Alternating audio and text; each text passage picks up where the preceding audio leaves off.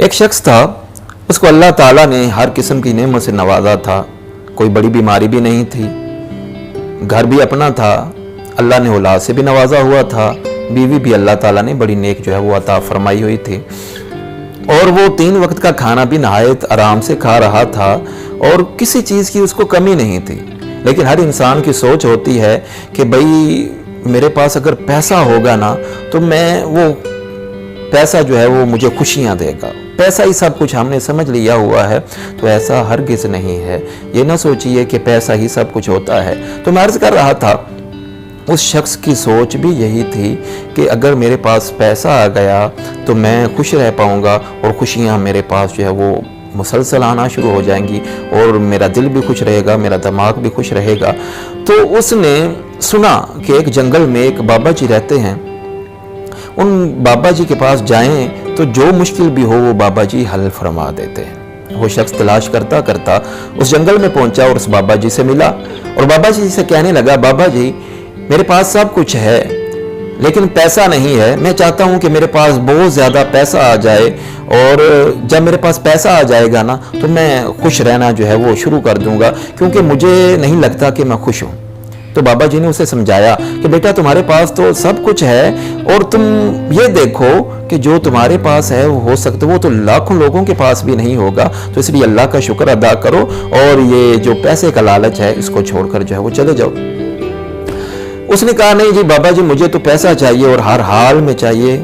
बाबा जी ने कहा, अच्छा अगर तुम नहीं मानते तो तुम ये बताओ कि अगर मैं तुम्हें पैसा दूंगा तो उस पैसे के बदले में तुम मुझे क्या दोगे?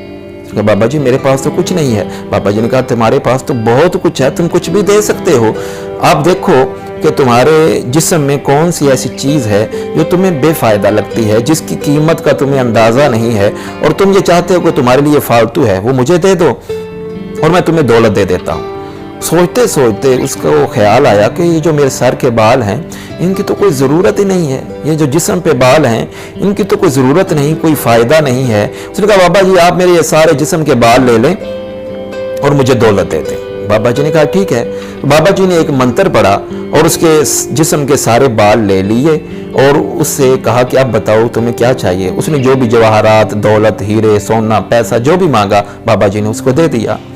अभी वो शख्स लेके चला गया, 2-3 दिन ही हुए थे वो वापस आ गया। कहने लगा, बाबा जी मैं बड़ा परेशान हूँ, मेरे जिस्म पे बाल नहीं हैं, तो लोग जो हैं वो मुझे अजीब किस्म की मखलूक समझते हैं कि भाई इसके ना मुंह पे बाल है, ना सर पे बाल है, ना जिस्म पे बाल हैं, लगता है इसको कोई बीमारी लग गई है, इसलिए मेरे करीब कोई नहीं आता। आप ऐसा कीजिए मेरे बाल मुझे वापस दे दीजिए और इसके बदले में कुछ और ले लीजिए।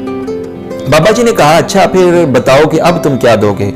तो उसने कहा, जी ये जो मेरे जिस्म के नाखून है ना, ये मेरे हाथों के उंगलियों के नाखून और ये जो पैरों के उंगलियों के नाखून है ना, इनका मुझे ऐसे लगता है जैसे कोई फ़ायदा नहीं है, आप मेरे ये नाखून रख लें इसके बदले में। बाबा जी ने मंत्र पढ़ा और उसके हाथों की उंगलियों के और पाँव की उंगलियों के नाखून उतार कर रख लिए और कहा, भाई अब तुम जाओ।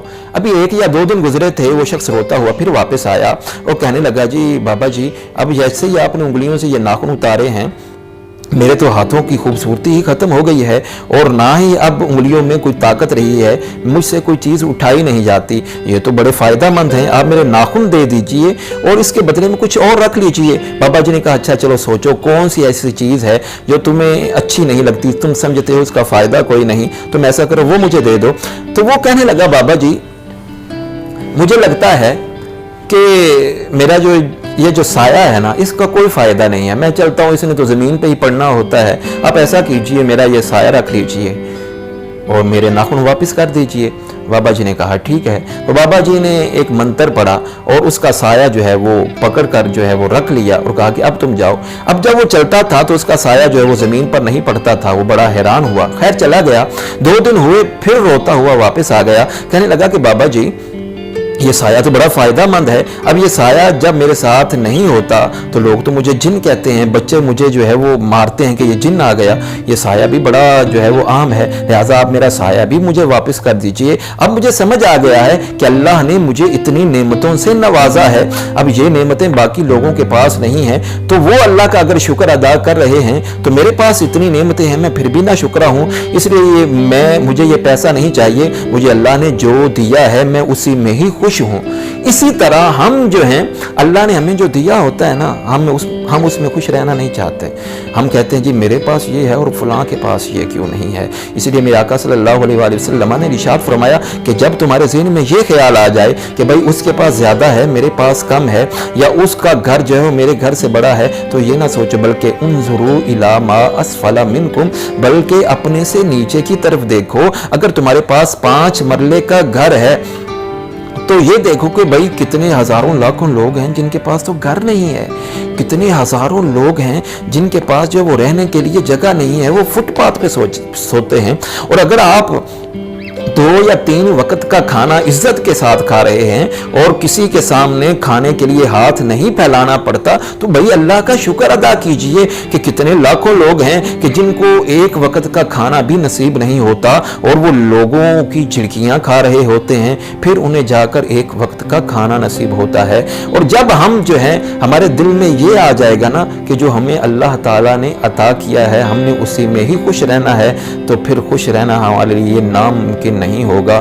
ہم جو ہے وہ ہمیشہ ہی خوش رہنا شروع ہو جائیں گے۔ اور اس لیے میں یہ عرض کرنا چاہوں گا کہ جناب واصف علی واصف صاحب رحمۃ اللہ علیہ سے کسی نے پوچھا تھا، سوال کیا تھا کہ بابا جی یہ بتائیے کہ غم اور خوشی میں فرق کیا ہے؟ تو بابا جی نے بڑا ہی اچھے انداز میں جواب دیا تھا۔ بابا جی نے فرمایا کہ بیٹا، اپنی مرضی اور اللہ کی مرضی میں فرق کرنے کا نام غم ہے، اور اپنی مرضی کو اللہ کی مرضی میں فنا کر دینے کا نام خوشی ہے۔ اسی لیے اللہ نے جو ہمیں عطا کیا ہے اس میں ہی خوش رہنے کی کوشش کیجئے۔ اگر ہم اسی میں ہی خوش رہیں گے تو پھر غم ہمارے پاس نہیں آئیں گے اور ہم ہمیشہ اور مسلسل خوش رہیں گے۔ دعا ہے کہ اللہ تعالی ہمیں آسانیاں بانٹنے کی توفیق عطا فرمائے۔